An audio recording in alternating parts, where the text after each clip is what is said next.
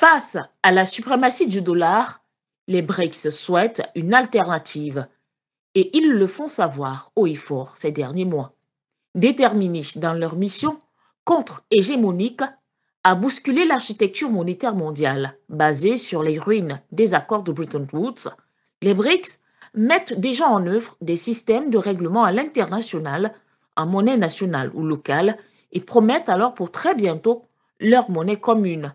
La dédollarisation a commencé, renchérissait justement un mois auparavant le ministre des Affaires étrangères russe, Sergei Lavrov. Un discours qui est loin d'être nouveau, mais qui se renforce avec le projet de création d'une monnaie commune. Le bloc des 100 pays, Brésil, Russie, Inde, Chine et Afrique du Sud, représente alors plus de 40% de la population mondiale, soit près d'un quart du PIB mondial et 18% des échanges à travers la planète. De quoi donc leur donner des ambitions monétaires qui vont dans le sens de leur défense d'un monde multipolaire, qui ne serait plus uniquement dominé par la puissance américaine. L'idée donc de créer une nouvelle monnaie commune sera parmi les principaux dossiers étudiés lors du sommet des BRICS, prévu du 22 au 24 août 2023 en Afrique du Sud. Les BRICS cherchent à travers cette initiative vertueuse et inclusive qui réhabilite la compensation à étendre leurs liens commerciaux et leurs investissements à l'Afrique qui possède les plus importantes réserves de ressources naturelles dans le monde. Une monnaie donc binaire pour accélérer l'industrialisation par substitution des importations, c'est aussi cela l'espoir du développement encrier. Les États africains peuvent mettre en œuvre des stratégies pour tirer profit de cette opportunité offerte par les BRICS, d'accepter donc à l'international des règlements en monnaie locale, une stratégie à l'initiative du secteur privé, une stratégie à l'initiative de l'État dans le cadre d'une architecture parallèle à créer. Avec une inflation indécise qui fragilise l'économie du pays, la Banque centrale du Ghana a décidé d'augmenter son principal taux d'intérêt de 50 points de base à 30%. L'annonce a été faite le lundi 24 juillet 2023 par le gouverneur de l'institution monétaire.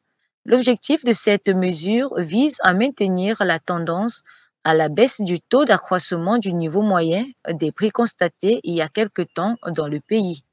En effet, la hausse des prix des produits de consommation a repris sa courbe ascendante en mai et juin après avoir régressé pendant 4 mois. Le gouverneur de la Banque centrale alerte donc tous les Ghanéens sur le resserrement de la politique monétaire qui se poursuivra jusqu'à ce que l'inflation atteigne le niveau souhaité. Ceci pour tenter d'éviter que ce pays d'Afrique de l'Ouest ne sombre dans une crise économique sans précédent. Pour rappel, entre le début de l'année et avril 2023, l'inflation globale a enregistré une baisse de 12,9%.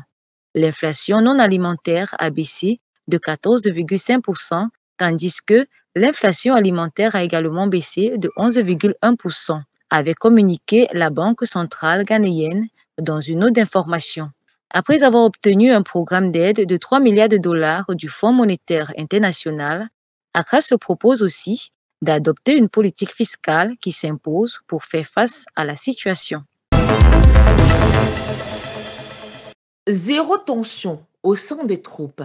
Les casernes respirent la sérénité, la confiance et la paix. Un état d'esprit corroboré par le chef de l'état-major, général des armées du Burkina Faso, qui a donc apporté, dans un communiqué en date du 26 juillet, un démenti catégorique à des allégations faisant cas de mouvements d'humeur dans certaines casernes militaires.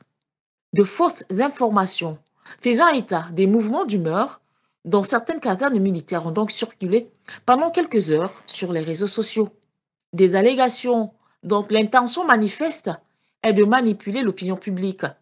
Dans ce contexte d'engagement opérationnel intense pour la reconquête du territoire national, le chef d'état-major général des armées appelle donc ainsi l'ensemble des Burkinabés à soutenir les forces combattantes et à rester vigilants face aux tentatives de démoralisation orchestrées par des individus aux intentions malveillantes.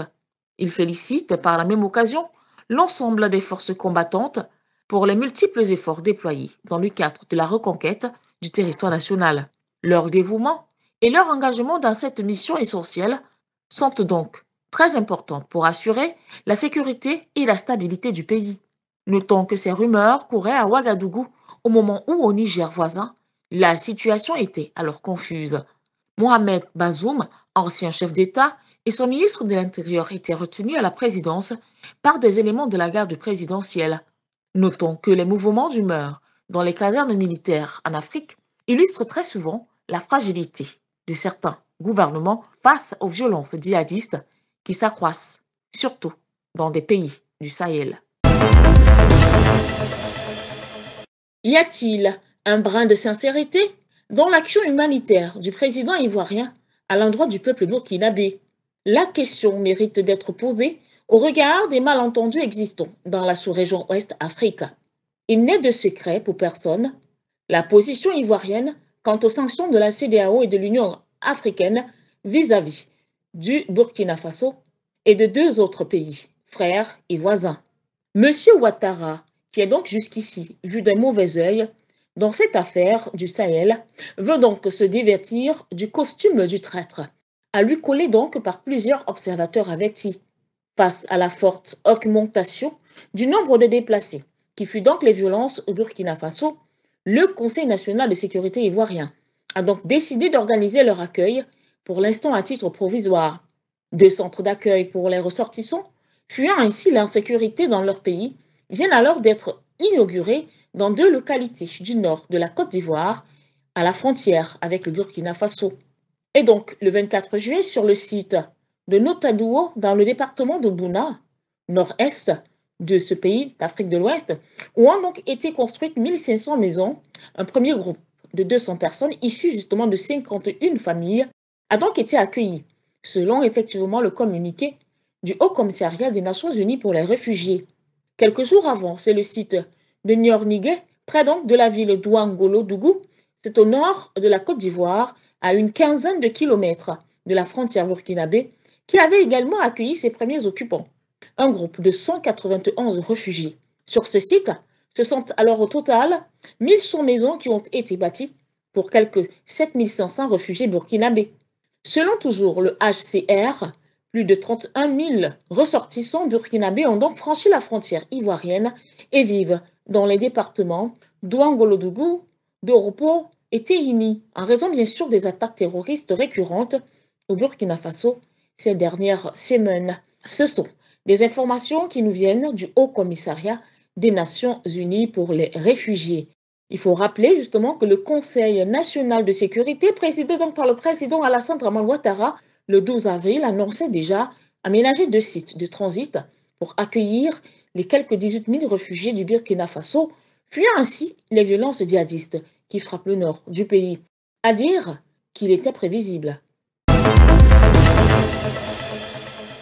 Hier debout, aujourd'hui renversé par un coup d'État sans émeute. Mohamed Bazoum vient ainsi de porter à 4 le nombre de coups d'État réussis au Niger depuis l'indépendance de cette ex-colonie française en 1960. Le premier en avril 1974 contre le président Djori Ramani et le dernier en février 2010 qui a donc renversé le président Mamadou Tandja, sans compter les nombreuses tentatives de putsch. Le 26 juillet 2023 restera donc à jamais une date inoubliable pour M. Bazoum, qui a vu son monde s'écrouler, tel un château de cartes. Même les tentatives de médiation ont avorté, en l'occurrence celle de la CEDEAO, représentée par Patrice Talon. Mahamadou Issoufou, ancien président venu plaider pour la cause de Bazoum, a été aussi mis aux arrêts, avec sa garde rapprochée. Les forces de défense et de sécurité, réunies au sein du Conseil national pour la sauvegarde de la patrie, ont donc décidé de mettre fin au mandat du président Bazoum. Des propos déclarés par le colonel-major Hamadou Abdraman, entouré de 9 autres militaires en tenue. Selon les nouveaux leaders du Niger, cette situation fait suite à la dégradation continue de la situation sécuritaire la mauvaise gouvernance économique et sociale. Ils l'ont fait savoir dans une déclaration lue à la chaîne nationale. En outre, la déclaration, toutes les institutions issues de la 7e République sont donc suspendues. Les secrétaires généraux des ministères se chargeront de l'expédition des affaires courantes. Les forces de défense et de sécurité gèrent entre-temps la situation. Il est donc demandé à tous les partenaires extérieurs de ne pas s'ingérer. La déclaration des poutistes semble ainsi indiquer que tous les corps de l'armée, de la police et de la gendarmerie se sont ralliés à la garde présidentielle. Par ailleurs, les frontières terrestres et aériennes sont fermées jusqu'à la stabilisation de la situation et un couvre-feu est donc instauré à compter de la date du putsch de 22 heures à 5 heures, soit 21 heures à 4 heures GMT du matin sur toute l'étendue du territoire jusqu'à nouvel ordre. Le continent africain répond présent à Saint-Pétersbourg depuis mercredi 26 juillet.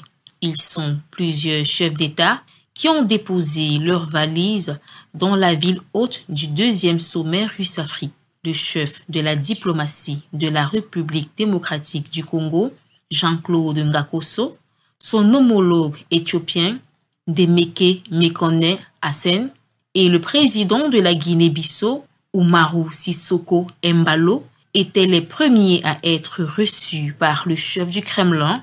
24 heures plus tard, ce sont les délégations du Mali, du Burkina Faso et du Cameroun, avec à la tête de sa délégation le chef d'État, son Excellence Paul Biya. Le sommet, qui est entré en gare ce 27 juillet jusqu'au 28 du mois en cours, est censé réunir 49 délégations de pays et institutions africaines à Saint-Pétersbourg. Un vaste programme est prévu, destiné à promouvoir le développement d'un partenariat mutuel bénéfique entre la Russie et le continent africain. Aussi, plusieurs documents communs seront signés.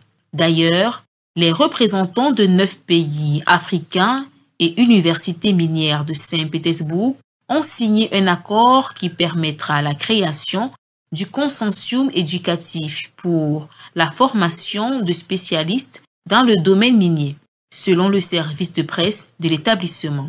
Notons que le 25 juillet, le gouvernement russe a signalé des pressions sans précédent exercées par l'Occident sur les dirigeants africains pour perturber le déroulement de la rencontre.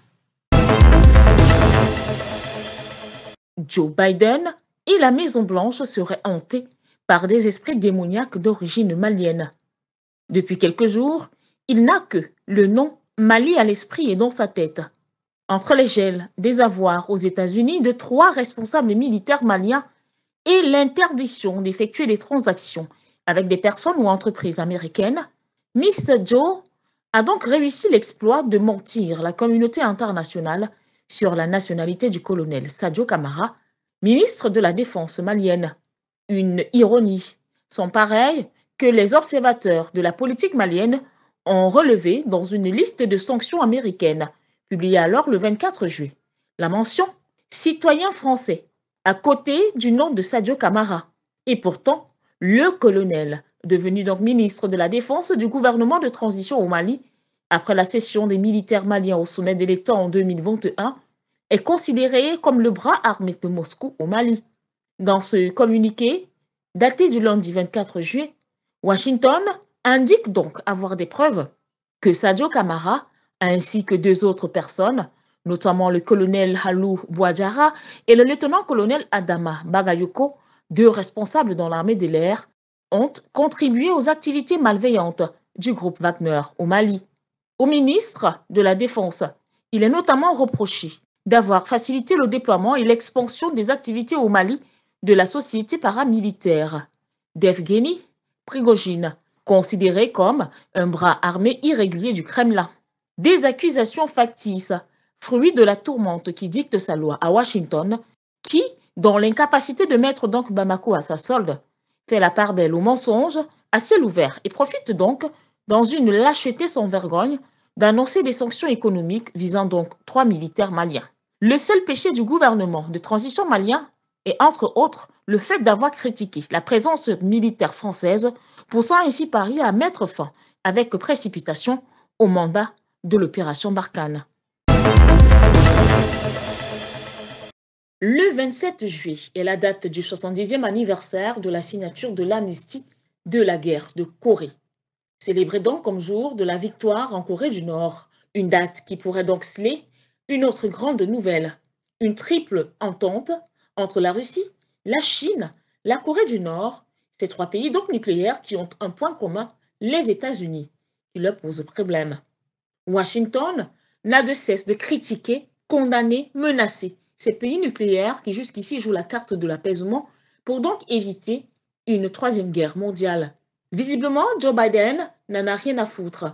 Il semble vouloir les pousser à bout avec toutes ces sorties médiatiques, depuis donc l'opération russe en Ukraine, rebaptisée conflit russo-ukrainien, et puis encore, agression de la Russie sur l'Ukraine par l'OTAN. C'est donc à se demander quelle sera la suite lorsque des images des alliés fera donc le tour du monde. Voir justement Xi Jinping, Vladimir Poutine ou encore Kim Jong-un, main dans la main, frères liés, plus que jamais alliés. La Chine et la Russie vont donc marquer de leur présence le 27 juillet à Pyongyang, au 70e anniversaire de l'armistice de la guerre de Corée. Une délégation militaire de la Fédération de Russie menée par le ministre de la Défense Sergei Shoigu, doit donc assister à ces célébrations des 70 ans de la fin des combats de la guerre de Corée, soit de 1950 à 1953. Pékin a aussi confirmé qu'une délégation chinoise, dirigée par Li Rongzong, un membre du bureau politique du Parti communiste, se rendrait également en Corée du Nord pour assister à l'événement. Il s'agit donc ainsi des premières visites connues de délégations étrangères depuis la fermeture début 2020 des frontières de Corée du Nord en raison de la pandémie de Covid-19.